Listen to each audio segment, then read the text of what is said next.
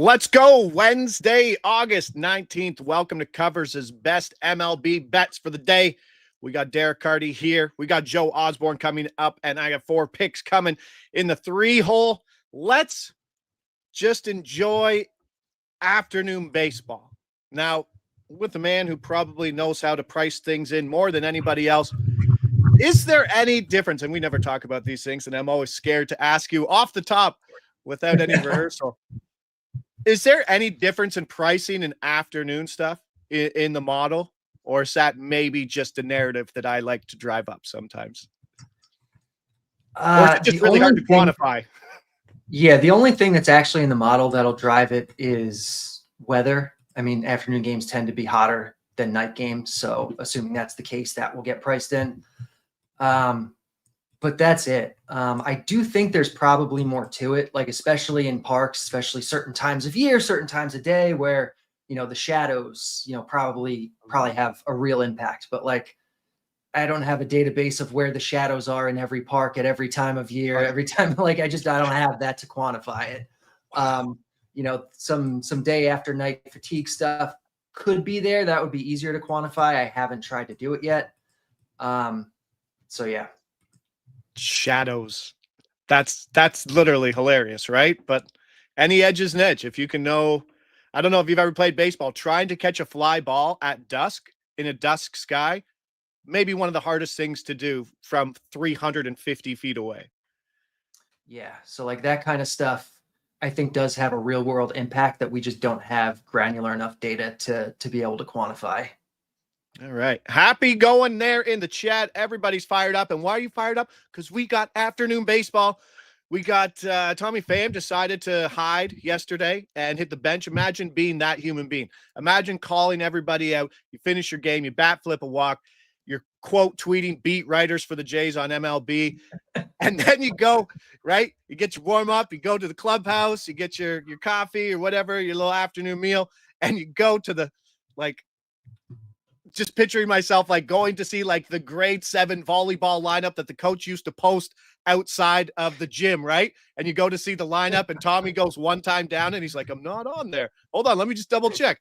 Yeah, Tommy Pham sitting versus Scherzer, and his lifetime numbers versus Bassett are not good. So it'll be interesting to see if Inter manager, I don't even know his name, does decide to put him in the lineup today. There's your question. Do you know the Inter manager for the Pirates? I don't. It doesn't matter. It really doesn't matter. All right. Pham is a scumbag. Absolutely. But yesterday we missed some numbers, so I'll keep it short. Haven't already. Let's get to it. Release procedure is as follows on Derek's Place. We'll tell you the book. We'll tell you the secondary book. Tell you what prices those are off. Then we'll tell you the game, the market, the player, the over, under. Let us know where it is. Let us know where it's going. We'll try to tell you some buy prices. We'll tell you the projections. And then sometimes you just got to make a call on your own if you don't have that out or if you're not seeing that price at your books. I wanted all that Tommy Pham smoke. I was ready for that game. And then the Jays get up early. Love to see it. Also beat Guitar Hero 2, PS2 yesterday for the first time on hard. Life goal accomplished. Let's get going. We're at MGM here. Secondary books. This one's been moving. I think Hard Rock was 5 points higher than this. We can't show it right now. And widely available 5 points lower than this MGM number. We're looking at pitcher strikeouts. And we're getting our Schlittler number. Cam Schlittler, under 4.5 strikeouts, plus 115 here at MGM. Tough park today. Heat. The ball was certainly leaving the park early yesterday. 83 pitches on your projection, Derek. 4.22 strikeouts. Faden Schlittler, let's go. Yeah, it's a little scary. I mean, he's young, one of these young guys with really good stuff who we know can strike people out. But I think in this spot and at this price, I'm willing to do it. First, because he does kind of have that shorter leash that we'll see with these young guys a lot of times. And the matchup, a lot of pieces of the matchup are kind of tough here. Like he's facing this Rays lineup that is pretty low strikeout to begin with. There is a hitter's umpire in this game. Like you said, the weather here, it's almost 90 degrees. Enough of it adds up where I think we're good here. I don't think I take it much beyond 105 or even money, but if you can get it somewhere between there, I'm good with it. Okay, I like it. Another big game for the Yankees. Any high leverage spots could just be Schlittler with the hook. We go to game 2, another pitcher prop. Houston at Detroit. We're at Bet365 here. 5 points off at ESPN, 10 points off widely. Looking at the chat, Grant Jones says, any thought on JRB over 17.5 outs minus 150? Can you decipher that, Derek? Trying to figure out who that is. JRB. GRB. And then it's trying to say it faster, and it doesn't work either. Let's get this out, and then we'll discuss. Hits allowed for Amber. Oh, we got the 20 here at 365. Beautiful. Okay, 15, plus 115 at ESPN, plus 110 widely for Amber Valdez, under 5.5 hits allowed, plus 120. I played a hits allowed yesterday. I went the Kyle Hendricks route. That is the most adventurous under hits allowed ever for any. I don't think anybody gives up more hits in baseball than Kyle Hendricks, and it was a sweaty one. Clean early and then beat up. But Valdez, the only thing that does scare you on Valdez, and I think that's why you get the plus money here, is a guy that can go 21 outs anytime. Yeah. The leash on Valdez is long. Like, he could just be left in for 8 or 9 innings, and he gets there just because of that. Hopefully that's not the case. You know, on average, the bat sees him pitching about 93 pitches here against this Detroit lineup that is, I think, a bit overrated. I think kind of punching above their weight class a little bit right now, where a lot of spots today are like, 80 degrees, 90 degrees. It's only like 70 in Detroit. So it's some of the best pitching weather that we have on the slate. And Framber's good. I mean, his BABIP this year is still above average, or like better than average. And it's the worst it's been in like 4 years. Like, he profiles actually is a little bit better than that if you look at all the projections on Fangraphs. So I like this one. I probably don't take it too much further, probably 110, and then I'm out. But if you can get it, if you can get it here, I'm good with that. Did we figure out JRB yet? I'm still have no idea who it is.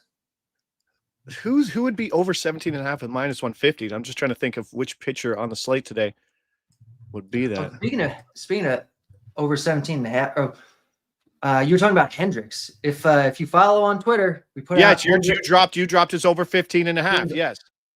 Yeah, which is sweaty. But at 175, it was a nice hit. Just 175? Yeah. The 15.5, that's crazy. The Elder, and you got the Elder under later yesterday too, right? That reopened? Yeah, those started popping back up. Not as good as the number that we had in the morning, but still plenty of plus money. I mean, Bryce Elder reverted back to a pumpkin again and gave up like 172 hits. I hate looking at those and knowing that, like, at DraftKings you can go do the daily special and go get the highest scoring team on the day or the highest scoring game markets, which are usually better to do in small market days like Wednesdays or Thursdays. But to get Chicago, Chicago would have been way down that list, but Chicago versus Bryce Elder was probably a smart move. I'm not sure if it won, but it was probably the best plus EV versus that pitcher. We move on. Another pitcher prop. Let's go 365. If you got Hard Rock, I think this is actually 10 points better. Widely available at this price. I believe Dodgers, Colorado. Why is it widely available? Because nobody wants to touch under 14.5. Yeah. But after what we saw early in the Dodgers game yesterday, let's go. Tanner Gordon under 14.5 outs versus that Dodgers offense that was hitting the ball pretty well yesterday. We saw guys like Shohei Ohtani with a hits, runs, RBIs market of 3.5, which is absolutely insane. He's going to actually start today, but Gordon under 14.5 outs. You have him for 76 pitches and 12.54 outs in your projection today, Derek. Yeah. Gordon is, 14.5 is always a sweaty one. If he has one efficient inning, that can kill it. But spots don't get any tougher than this to get to 15 outs. Gordon is by major league standards, a bad pitcher. And he's facing the Dodgers, probably the best offense in all of baseball. And he's doing it in Coors Field. And he's a guy who's not really afforded a very long leash anyway. He's like an 80 pitch guy. So completing 5 innings against the Dodgers in Coors on 80 pitches is going to be tough to do. I like this better this morning when we had it 15 points better or something, but I'm still okay with it here. People are throwing me off here, Derek. Got some riddles in the chat. Are we putting riddles in the chat? Says Derek M. SQR over 2.5 earned runs plus 120. Who is SQR? Oh my goodness. I know. I can't even get it. It's not even initials. The only S guys are Sandy Alcantara today and Shohei Ohtani. Oh, just absolutely putting my brain in a pretzel, but we keep going. We got that number. We got the Gordon number. Let's go. Stay in Colorado. Let's go to the walk market. Let's go to DraftKings for a big plus 390 play. And let's go someone who might have found a niche in his life in Colorado. Former first-round pick, kind of a dud, traded, but has found a home and seems to always pop. Mickey Moniak, we did lose 20 points there at 340. Still going at that price there, Derek, for a walk. Oh, 340 from 390. Sorry. Yeah, we lost 50 points. I think 365 has 375. But I'm okay with the 342. Okay. Let's drop the 340 there. But like Derek said, it might be a 375. Let me know player walk market. What Mickey Moniak's paying over 365. No walk prop up yet, but we'll get there. But Mickey Moniak, you have Ohtani. I think it was plus 175 at DraftKings over 1.5 walks. He's kind of back up to a full leash. Yeah. It's a tough walk market versus Colorado as always, but who knows what can happen to, here's a weird comment, to your ball shape at Coors Field. Yeah. But things just don't move as much, right? Like that's it. Like anything can happen, right? If you're used to this and you don't get that, control is an issue. Yeah, for sure. And we've seen Ohtani's walk rate, be really good this year. But it's only a handful of starts. A lot of them have been short, only 23 innings. And the last few years, he's been more like a 3 walk per 9 kind of guy instead of this, like 1.5 walk per 9 or whatever he has. Moniak, I'm such a fan of him. Like I love seeing him finally do well after being such a bust for so long. And he has some patience. So I like the 390 better, but the 340 is still pretty good. No. All right. Beautiful. Take that. And then let's go to 365, final one. Hitter strikeouts. That's the market. Yeah, Darren folks saying Moniak has markets at 365, just not the walk market yet. So it must have got hit. It kind of went down. Yeah. Moniak. Troy Johnson. Oh, it's 160. I love producers' mixed subtle way of saying, hey, pay attention here, dummy. But it moved 5 points. It's 165 to 160. Still good? Yeah, that's still good. All right, let's go. Troy Johnson. Good. I wrote the over. Let's release the under. Almost got caught. Under. Hitter strikeouts plus 160. Troy Johnson under 0.5 hitter strikeouts here. Where are our markets for this again? Do we have many for the under right now or just here? I think in Canada, SIA has it. I think that might be it at this point. That's just crazy. We know MGM had it, DK had it, ESPN had it for a while, Flip had it, and I think every book one by one has just been like, we're getting killed on these. Palante, I think it's a 3.5 total. Not a lot to worry about with him in terms of strikeouts. You might only see, like if you see Andre Palante 3 times through the order, you're doing pretty good. Yes. Yeah. That's that's kind of hopeful. Yeah, not a big K guy.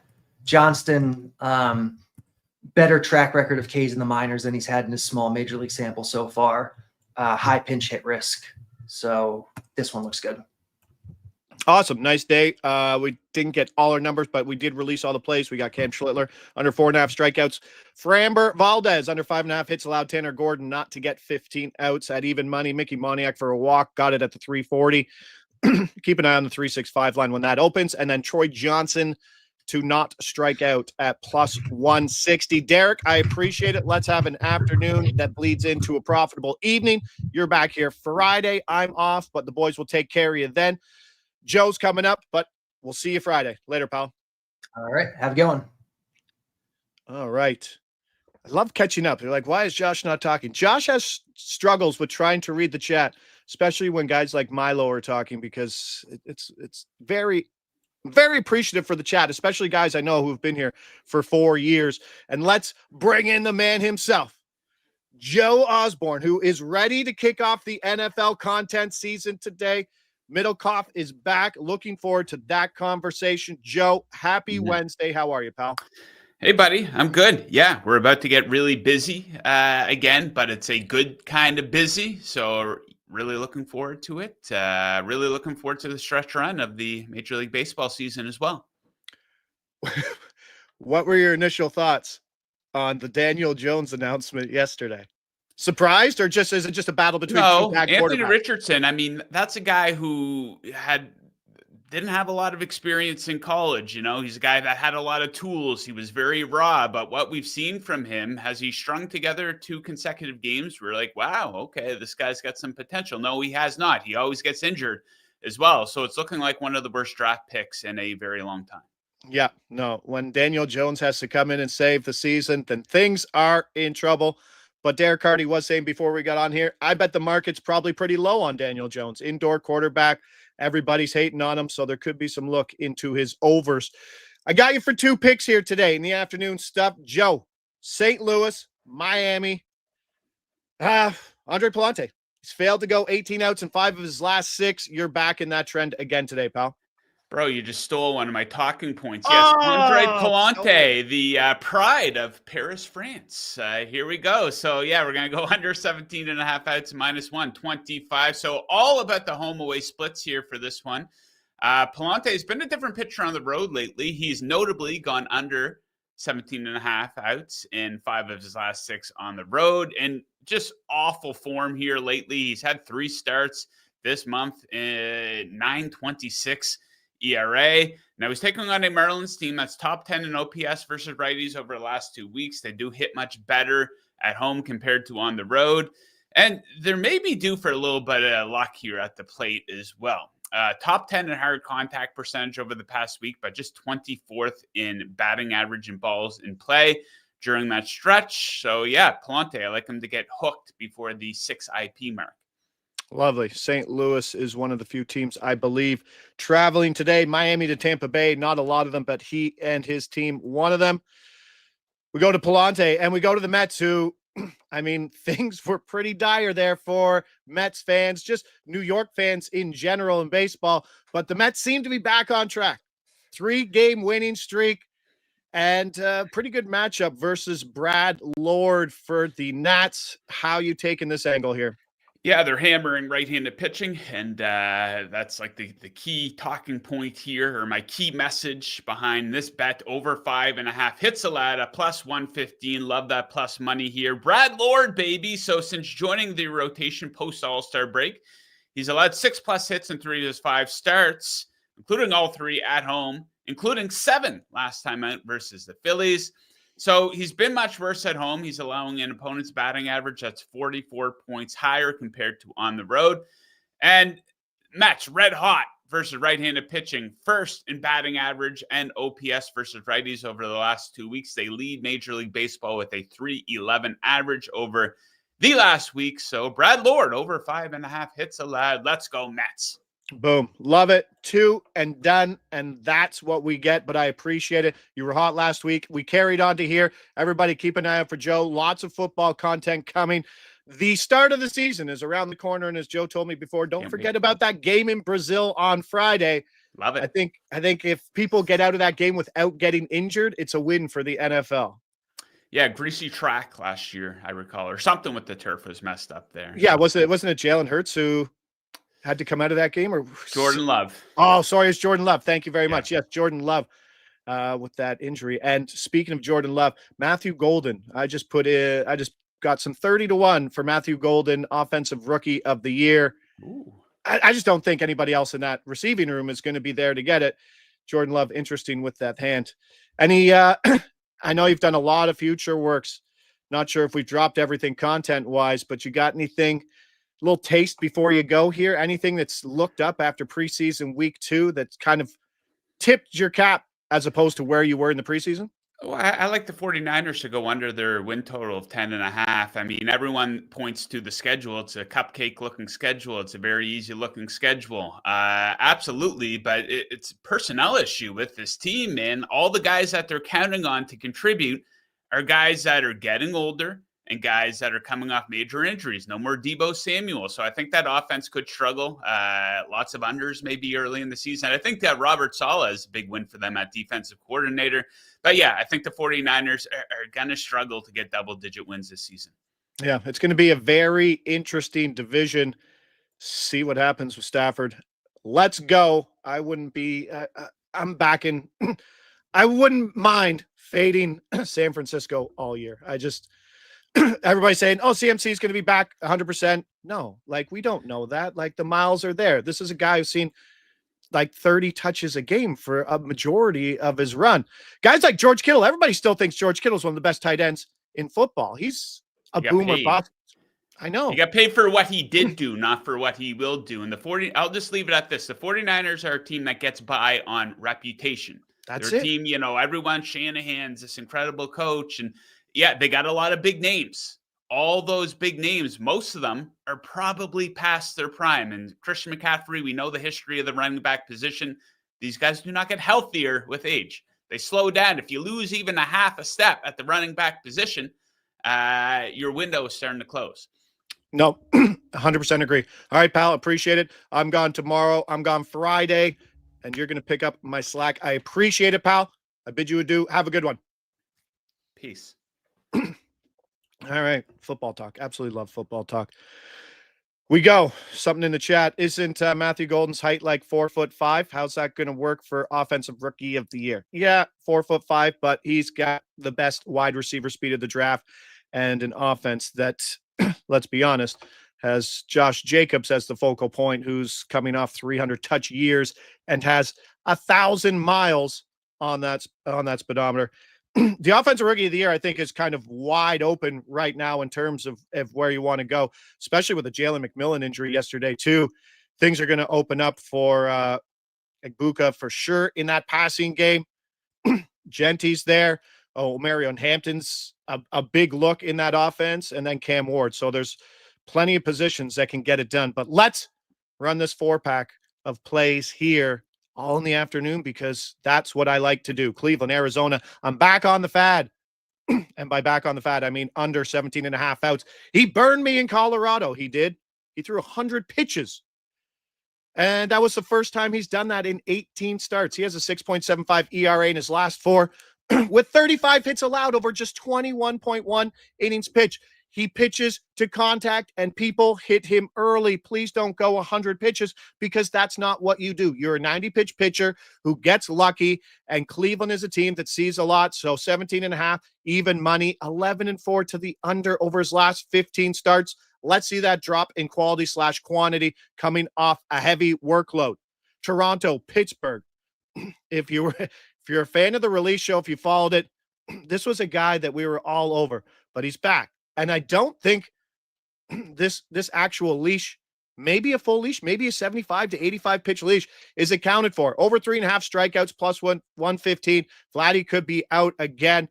But this is a spot where if he's going to the projected 89 pitches, 4.11 strikeouts from the bat, then this over looks great. He's gone deep in his AAA starts, 15 outs in 3 of his last 4, 25 strikeouts, 18 innings. So he's around a strikeout per inning guy. Give me 4 innings and plus money in this spot with an afternoon Jays lineup that could be pretty weak. We know when they get that afternoon lineup, they can sit some guys. Springer might sit too, so there could be some weak holes early in that lineup. He had just 1 start this year It was as ugly as it could possibly get. 43 pitches, 3 outs, but he did strike out the side.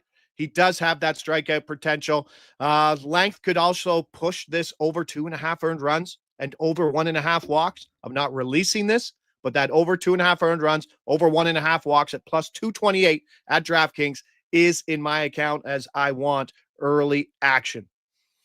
Blue says Fad's been a lot better the last few weeks. I know, and maybe he's pitching above his numbers, but we go against him again. Seattle at Philadelphia. Continue on the early trend. Cal Raleigh.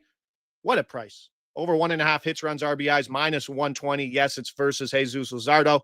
But on the right side, Cal Raleigh. Better OPS, over 1,000 OPS from the right side, surrounded by Rosarena, J-Rod, and Suarez, all right-handed hitters. 7-3 to the over in his last 10 games. We did see the move in the MVP race go against him. I believe he went from plus 120 yesterday to plus 150 after the Judge home run. Raleigh did get the walk, did hit an extra base double, but not enough to shorten the gap for the AL MVP race. The Judge kind of shortened up. Again, stay in that game. Kyle Schwarber is a guy that we need to continue back as we go down the stretch here. We're going to go over 1.5 total bases at minus 105. Great. It's just a great price for the number 3 player in total bases in all of baseball. Is he facing someone elite? Not really. He's facing Luis Castillo, who has not been great of late. His strikeout numbers are not the same. We talked about it the last time Derek was on when we faded him. And Castillo, last 5 games, he's given up 33 hits over 27, so better than a hit per inning, and he's allowed 6 home runs. And we've seen what Schwarber's done in this series. It's been dangerous. Batter versus pitcher, and we always talk about it with John. It's not necessarily something that we make the bet on, but it's always nice to have in our back pocket. Schwarber versus Castillo, 4 home runs, 6 RBIs across 20 at-bats with a 1.417 OPS. That's what I like there. 4 plays. Someone was asking me in terms of what do I got for hits, runs, RBIs market. I will probably drop a play, $69 special today, but it could be super square. It could be someone like Ronald Acuna, Aaron Judge, Kyle Schwarber, and Brent Rooker, and something like that. Hopefully get the boost. There should be a boost at DraftKings. Get that, and you can turn it into something, but pretty square, but some decent numbers. I mean, Judge is minus 150 in that spot in a good hitting park today. And then I'm going to wait to see what happens in the Toronto game, because if I can get Barger and Varsho in the top 5 of the lineup today versus Oviedo, over 1.5 hits, runs, and RBIs for both of those guys, I'm playing that at plus 158. Bichette's at 2.5, Springer's at 2.5. But if there are some people sitting in that game, that lineup, Barger, Varsho, both of those guys, I want the 2 lefty bats, both over 1.5 hits, runs, and RBIs. That's 158 currently at DraftKings. There you go. Darren, folks, appreciate the price drop there. Albies is 7-9 against Martin Perez with 2 doubles and 2 home runs. Yes, but how long is Martin Perez going to be in that game? I don't think he'll see more than 2 at-bats versus him. But there is some ugly pitching in the MLB, Martin Perez being one of them. But boom, in the books for Wednesday. Derek's plays, Joe's plays, my plays. I'll post them again. I'll wait for the Jays lineup to post something there as well, and then officially drop hits, runs, RBIs play, because I don't want to play that every day. I'll play it in my card, but I don't want to tell you guys to play that every single day because it can cut into profits. You don't need to be playing big price lottos every day. I'll do it on days where there's some afternoon games to get some action, but keep those lottos minimal, because once those lottos start getting out of hand, that's when you're like, hey, I won some money yesterday, won all my singles. And then you look and you're like, ah, shit, I didn't win as much as I thought. That's what it is. And as we leave here, hit that like button if you haven't already. Appreciate you, Mr. Perez, and appreciate everybody else in the chat. Derek, Joe, myself, and producer Mick, we thank you guys. Back again tomorrow at 9:15. Covers his best MLB bets of the day on Wednesday. We'll see you later. You know where to find me. We got afternoon baseball. Let's have a day.